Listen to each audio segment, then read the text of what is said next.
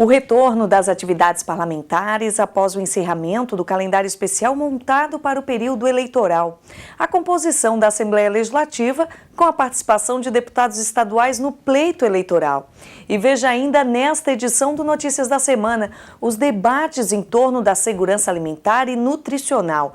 Na Assembleia Legislativa, um evento na próxima terça-feira reúne especialistas no assunto. Estes e outros destaques você acompanha agora no Notícias da Semana, um resumo dos fatos do Legislativo catarinense.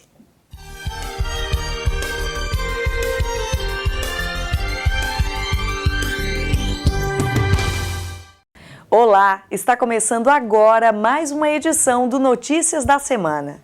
No último domingo, 87% dos eleitores catarinenses compareceram às urnas e a participação de deputados estaduais nas eleições municipais pode alterar de forma significativa a composição da Assembleia Legislativa a partir do ano que vem. 8 deputados disputaram as prefeituras de 6 municípios. 3 estão no segundo turno dos 3 principais colégios eleitorais do estado. Um parlamentar que estava na disputa eleitoral venceu em Lages.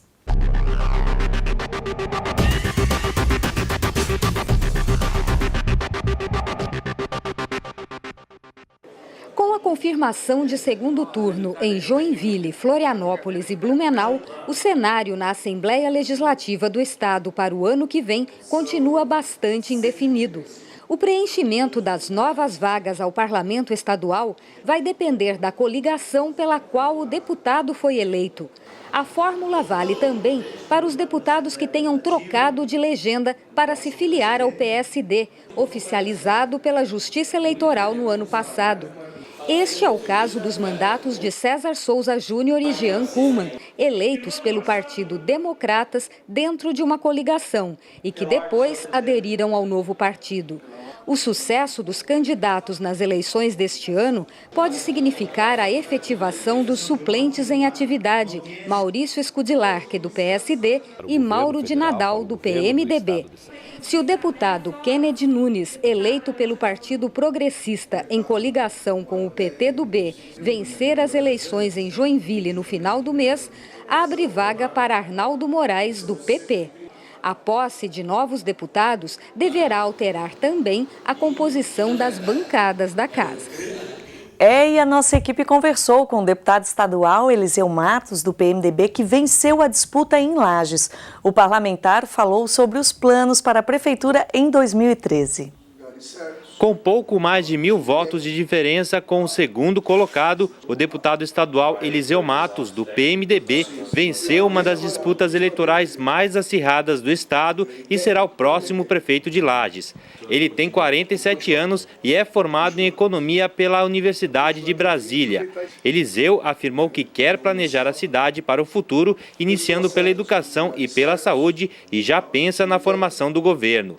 O prefeito eleito pretende convocar para o secretariado técnicos específicos para cada área. Vai ser um governo técnico, né? Onde deve ser técnico, vai ser técnico, pessoas certas nos lugares certos. Eu não vou fazer o governo de Lages a partir do ano que vem, um amontoado de gente.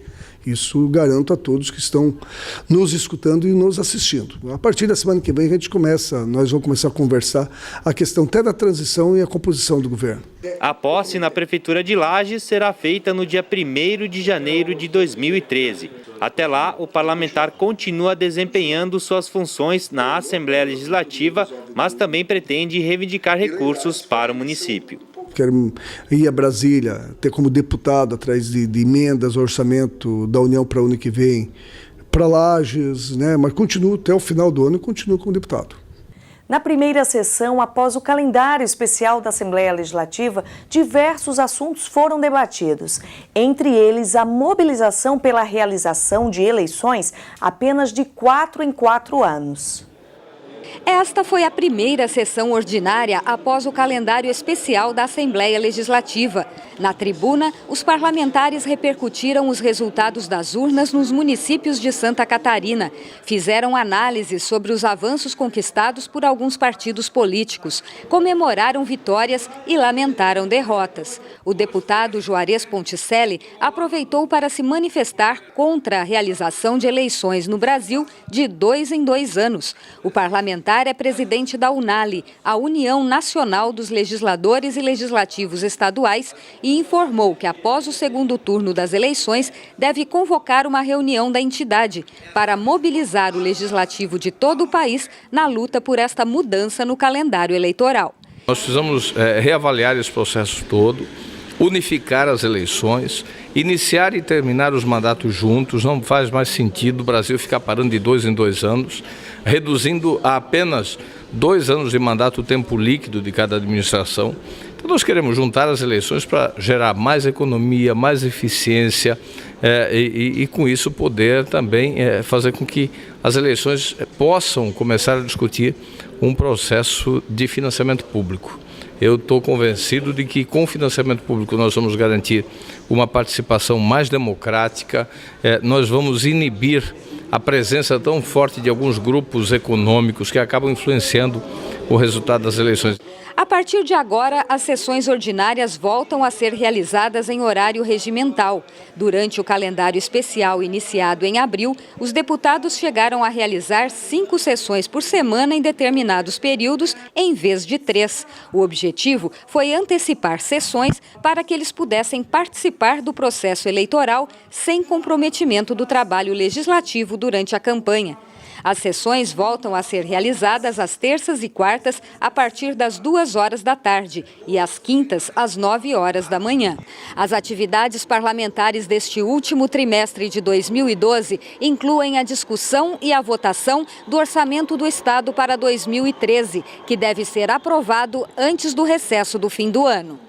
A proposta da Lei Orçamentária Anual chegou à Assembleia Legislativa no início deste mês e prevê uma receita de 19 bilhões de reais para o próximo ano, incluídas as operações de crédito realizadas com o BNDES e BID, que totalizam mais de 3 bilhões de reais.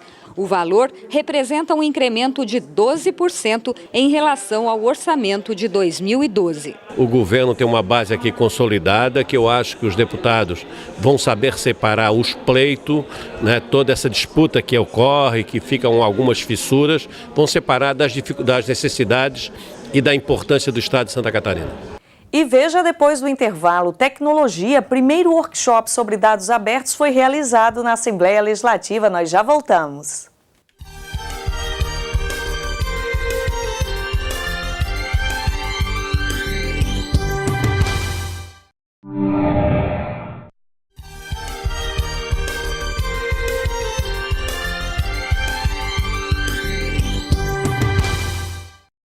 O governo federal anunciou a compra de milho diretamente do mercado para resolver o problema de abastecimento das regiões sul e nordeste do país. A medida deve normalizar a situação em Santa Catarina, onde produtores rurais vêm enfrentando dificuldades para alimentar aves e suínos. Esta vem sendo considerada a pior crise da suinocultura e da avicultura em Santa Catarina. O estado é o principal produtor de suínos do país e o segundo maior produtor de aves, mas não é autossuficiente na produção de milho que alimenta esses animais. Precisa comprar o grão de outros estados, mas este ano o produto ficou muito caro. A quebra da safra americana provocada pela seca favoreceu as exportações do cereal para lá e quem precisou do produto aqui enfrentou a falta do grão nos estoques do governo e preços altos. Como resultado, animais estão passando fome e produtores rurais e agroindústrias do estado ficaram sem crédito e sem capital de giro. Para tentar resolver o problema, o governo federal mudou as regras de compra do milho para os estoques da Conab, a Companhia Nacional de Abastecimento, que agora vai comprar milho do Paraná e pagar mais que o preço mínimo, em vez de subsidiar o transporte do grão do Centro-Oeste para cá. De acordo com o secretário adjunto da Agricultura de Santa Catarina, Ayrton Spies, a medida não é suficiente. Favorece apenas pequenos produtores. Continua faltando uma solução para as agroindústrias, que queriam subsídio para o frete de R$ 5,00 a saca. Assim, teriam liberdade para comprar o milho de onde quisessem e o governo repassaria o bônus com base na nota fiscal. O estado de Santa Catarina precisa de mais milho, e esse milho vendido na modalidade de VEP, que é aquele em que a Conab vende seus estoques para o setor privado, que os transporta por conta própria, recebendo um subsídio, né, para o frete. Nós reivindicamos mais milho nessa modalidade e também um subsídio maior, de R$ 5,00 por saco, para que o milho chegue aqui a preço competitivo. Para você ter uma ideia, o produtor paranaense tem acesso a milho a R$ 27 e R$ 28,00. E o produtor catarinense, o milho custa R$ 34 e R$ 35,00. Essa diferença de competitividade tem que ser coberta com medidas do governo. Outras medidas que beneficiam o setor já foram aprovadas pelo Conselho de Política Monetária, como o aumento do limite de financiamento de R$ 70 mil para R$ 150 mil por produtor integrado e juros em média de 5% ao ano, em vez de 15% a 20%. Mas, de acordo com o secretário, é preciso muito mais e, por enquanto, a crise deve continuar. Realmente a situação é extraordinária e precisamos negociar medidas com o governo federal para socorrer um setor que é muito importante, que gera empregos, principalmente no interior do estado, onde é mais difícil abrir oportunidades de emprego e que certamente beneficiariam milhares de famílias. Então, é uma situação em que as políticas públicas têm que estar atentas para apoiar um setor tão importante. Nós somos o maior produtor de suínos do Brasil e o segundo maior produtor de aves, e com certeza a falta de milho e o alto custo desse milho está prejudicando a sobrevivência do setor. E a Assembleia Legislativa sediou o primeiro workshop de dados abertos seguido do Transparência Hack Day, um evento para as pessoas construírem e realizarem juntas projetos baseados em dados abertos. O encontro foi promovido pelo Laboratório de Cultura Digital em parceria com a Controladoria Geral da União e Unesco. Na abertura do evento, que é gratuito, foram realizadas oficinas com ênfase em aspectos conceituais e políticos dos dados abertos, até aspectos técnicos como formatos de publicação e ferramentas de visualização. Os participantes, na maioria administradores públicos, técnicos do governo, acadêmicos, jornalistas e hackers, também receberam informações sobre como usar o potencial dos dados para fazer sites, aplicativos e matérias jornalísticas. É uma forma de disseminar cada vez mais as informações e como os dados podem ser abertos no formato digital, portanto, circular pela internet facilmente, eles facilitam a colaboração entre pessoas para trabalhar com eles. Né? Então, os dados do TSE estão lá no site do TSE. Eu posso baixar aqui, uma pessoa lá em São Félix do Xingu, no Pará, pode baixar os dados a respeito da sua cidade. Só que a gente vai estar olhando para a mesma eleição. A gente pode discutir questões de financiamento de campanha, de mais votados, de como é que funciona a dinâmica eleitoral com base nos mesmos dados. É importante essa abertura dos dados, essa discussão, né, exatamente porque ela vem de encontro, né, ao que os governos têm buscado ultimamente, essa questão da transparência. E também acho que incentivado pelas iniciativas da própria sociedade civil, né, que vem acompanhando a gestão governamental e se posicionando, né, reivindicando melhorias por parte do poder público. Então, acho que esses dados abertos eles dão a abertura, né, para que a sociedade reivindique, né, uma melhoria da gestão dos atuais governos. No segundo momento do workshop, teve início o Transparência Hack Day, que vai até amanhã. A ideia é que palestrantes e participantes possam pensar e construir juntos projetos de sites e aplicativos. A ideia é desenvolver algumas coisas, é criar serviços, produtos, processos que ajudem o cidadão a compreender melhor a cidade, a ter mais capacidade de controle, mas também mais capacidade de propor e de trabalhar junto com o governo. Então, desde aplicativo que facilita você ver como é que está sendo gasto o dinheiro público, até um aplicativo que faz você receber uma notificação no seu celular toda vez que um projeto de lei do seu interesse aparece, ou um outro projeto que permite você saber, sei lá, aonde é que estão os ônibus da cidade num determinado momento, enfim. Aplicativos que trabalhem com a informação pública, que tem um monte por aí, né, e que reconfigurem, misturem ela para criar novos serviços que antes não existiam e que o governo sozinho nunca ia dar conta de criar todos. E a Assembleia Legislativa irá sediar também na próxima terça-feira o simpósio sobre segurança alimentar e nutricional. Especialistas no assunto devem participar do evento. Mais informações na nossa reportagem. Obesidade, diabetes, hipertensão. Estas são algumas doenças relacionadas aos maus hábitos alimentares da população brasileira. O consumo excessivo de alimentos industrializados, ricos em açúcar, sal e gorduras, afetam diretamente a saúde da população, além de contribuir para o surgimento de uma epidemia de doenças crônicas não transmissíveis. Hoje, 40% dos brasileiros estão com excesso de peso e 10 milhões são obesos. Além disso, 35% da população acima dos 40 anos é hipertensa. O nosso Sistema Único de Saúde vai ter que dar cada vez mais espaço e prioridade para esses programas de promoção da saúde, né, de educação em saúde, de prevenção. E essa combinação, alimentação saudável com atividade física, essa conjugação tem uma força poderosa na saúde das pessoas. Para reduzir esse problema de saúde pública no país, vários ministérios trabalham articulados.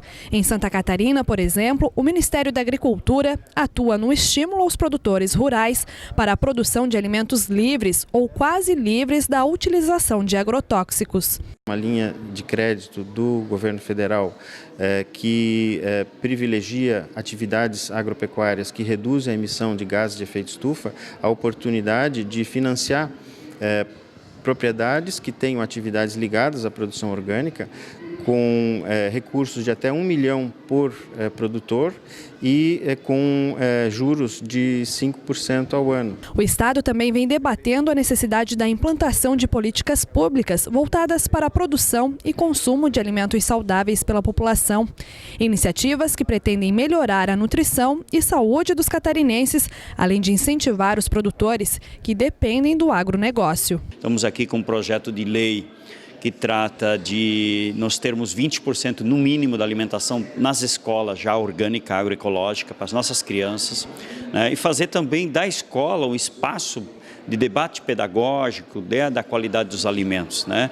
E a própria campanha aqui da Assembleia, o papel da Assembleia Legislativa é participar desse processo. Uma das discussões com enfoque neste tema é o simpósio sobre segurança alimentar e nutricional que será realizado pela Assembleia Legislativa no Dia Mundial da Alimentação, comemorado na próxima terça-feira.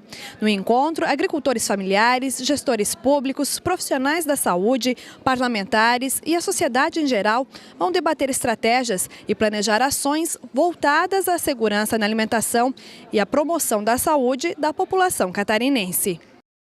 E depois do intervalo, pesquisa aponta que nível de estresse entre os trabalhadores brasileiros cresceu. Os detalhes você acompanha logo após o intervalo. Nós já voltamos.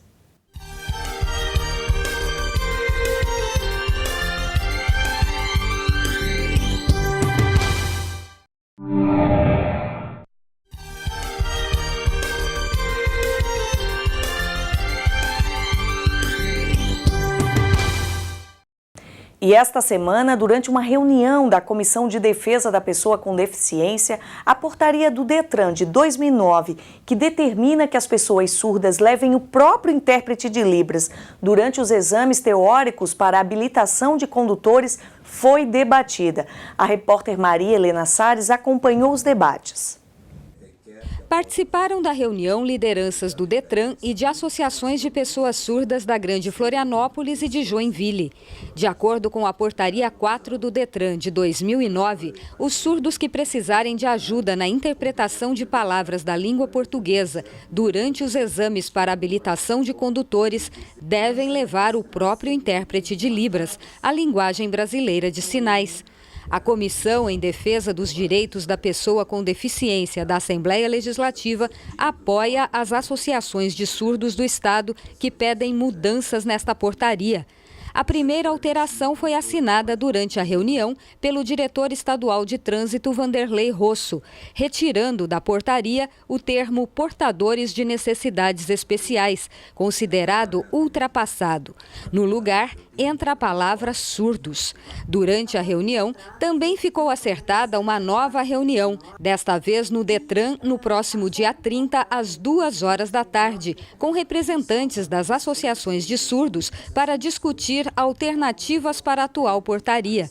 Como o Detran não tem intérpretes de Libras, entre as possibilidades em debate estão a realização de concurso público para a contratação deste profissional, a adoção de uma prova escrita na versão Libras ou o desenvolvimento de um vídeo para a prova teórica. Nós vamos, de uma forma ou de outra, resolver o problema do intérprete, ou com concurso público, ou de outra forma com a Associação dos Intérpretes do Estado de Santa Catarina, achando uma ação urgente para resolver esse problema. A presidente da Associação de Surdos da Grande Florianópolis, Sandra Lúcia Amorim, disse que a reunião foi válida e comemora o aumento da visibilidade que a pessoa surda vem conquistando.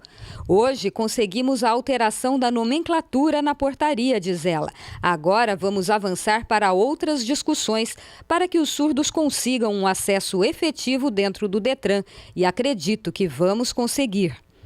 Para o presidente da Comissão de Defesa dos Direitos da Pessoa com Deficiência, deputado José Ney Ascari, a reunião foi considerada um avanço nos debates. Acho que nós estabelecemos neste momento, nesta reunião, uma relação muito produtiva com o Detran. Percebemos a necessidade de modificarmos a nomenclatura e de fazermos com que o profissional, o intérprete de Libras, esteja presente no momento da prestação do serviço para que a pessoa com deficiência, o surdo propriamente dito, possa acessar esse serviço público. Uma pesquisa realizada por uma multinacional no Brasil apontou que o nível de estresse dos trabalhadores brasileiros cresceu 41% no último ano. 1 em cada 5 trabalhadores afirma que o desgaste no local de trabalho é excessivo. As preocupações com o emprego, com as finanças e com os clientes são as principais causas do aumento do estresse entre os trabalhadores brasileiros. Uma pesquisa realizada por uma empresa multinacional apontou que o nível de estresse dos trabalhadores no Brasil cresceu 41% no último ano. A pesquisa foi realizada em 14 países. O Brasil tem o terceiro menor percentual de desgaste no trabalho, à frente da Holanda, com 40%, e da Austrália, com 38%. Os países com maior nível de estresse são a China e a Alemanha, com 75% e 58%. Mesmo com uma posição favorável nesse contexto, o nível de estresse no Brasil é considerado alto. E esse desgaste físico e emocional no trabalho pode comprometer o desempenho do trabalhador, influenciando inclusive na consolidação dos negócios. O contexto de trabalho vem se tornando mais estressante pelas pressões, por metas, por resultados a atingir e principalmente pela falta de flexibilidade que muitas empresas mantêm em relação a como o trabalhador tem a sua prática diária no trabalho, a sua relação com o seu trabalho, com o seu empregador. Então, essas são constantes que vêm causando esse nível de estresse ainda se mantendo em níveis altos. A flexibilidade no ambiente de trabalho aparece como uma das alternativas para enfrentar o estresse.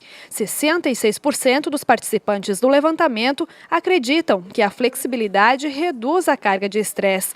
73% das empresas brasileiras consultadas declararam que a produtividade dos funcionários aumenta com o horário e local de trabalho flexíveis. A flexibilidade, hoje em dia, ela vem sendo praticada por muitas empresas para que os trabalhadores possam ter uma flexibilidade de horários ou de local de trabalho e poder exercer seu trabalho de uma maneira que ela consiga conciliar com outros aspectos da sua vida, como a vida com relação ao cônjuge, aos filhos, às outras tarefas diárias que a pessoa vai ter. Então, essa flexibilidade ela pode ser tanto em relação ao horário, como em relação a locais de trabalho, onde a pessoa possa trabalhar em locais que ela considere que vai produzir mais, que ela vai se sentir mais feliz produzindo dessa forma. A ansiedade e o cansaço constantes, além da falta de um tempo livre para o lazer, são os primeiros sinais de que o trabalhador precisa mudar alguns hábitos. A prevenção é fundamental para que o desgaste no trabalho não atinja níveis extremos. ao identificar, ela já possa começar a combater um pouco disso e não fazer com que esses fatores de risco não se tornem realmente um quadro de estresse ou que evolua para uma própria síndrome de burnout, no qual a pessoa ela chegaria ao ponto de estafa e ela não suportaria mais nenhum dos aspectos do trabalho em executar esse trabalho. Então, para identificar isso, começar a se perceber seus sentimentos, suas sensações em relação ao trabalho, e caso ela veja que está dentro desse tipo de quadro de respostas frente ao trabalho, ela possa procurar algum profissional, como um psicólogo, ou procurar fazer nas suas rotinas de consultas médicas, ter esse olhar e esse cuidado, identificar junto com um profissional que possa lhe auxiliar a identificar. E uma opção para aliviar o estresse é aproveitar os eventos da Semana Estadual da Cultura da Paz, que segue até o próximo dia 15. No hall da Assembleia Legislativa foi montada uma exposição, a Mostra da Paz. No local, trabalhos produzidos por alunos da Rede Municipal de Ensino.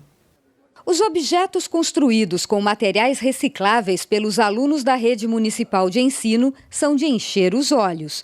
Um jogo de sofás feito de garrafas PET e, para compor o ambiente, um tapete com várias mensagens que pregam a paz e a preservação da natureza. A Bernunça gigante também chama a atenção dos visitantes. O personagem do folclore local foi feito de tecido e vários materiais recicláveis. Outros estudantes preferiram retratar o mundo pré-histórico usando papel. Na entrada da exposição, uma bandeira da paz, confeccionada com pequenos quadradinhos de tecido que retratam o sonho de paz de cada unidade de ensino. A Mostra da Paz também inclui esta logomarca, criada por uma aluna da 7ª série para o programa Educação para a Cultura da Paz, desenvolvido nas escolas municipais da capital. Os princípios da cultura de paz, eles foram identificados pela ONU através de um grupo de laureados da paz em 2000, e são eles: respeitar a vida, rejeitar a violência, redescobrir a solidariedade, ouvir para compreender, preservar o planeta. A mostra fica no hall da Assembleia Legislativa até a próxima segunda-feira. Várias outras atividades fazem parte da programação da Semana Estadual da Cultura da Paz e do Dia Municipal Cidadão da Paz. Entre elas, uma caminhada realizada nesta terça-feira pela manhã pelo centro de Florianópolis, a Roda da Paz com atividades de dança, uma exposição fotográfica sobre os eventos de anos anteriores e a premiação da aluna que criou a logomarca da Paz. Tudo para mostrar à sociedade o quanto é importante cultivar a paz no nosso dia a dia. A Semana da Paz faz um marco no calendário para que a gente cultive melhor e lembre desses princípios e de que a paz é atitude para a gente se ter com todas as pessoas. Nós temos o Dia Municipal do Cidadão da Paz de Florianópolis, que é 9 de outubro. Por isso nós vamos concentrar as nossas ações para marcar essa data, esse evento tão importante, no dia 9 de outubro. E o Notícias da Semana de hoje fica por aqui. Mais informações do Parlamento Catarinense na nossa programação. Até mais!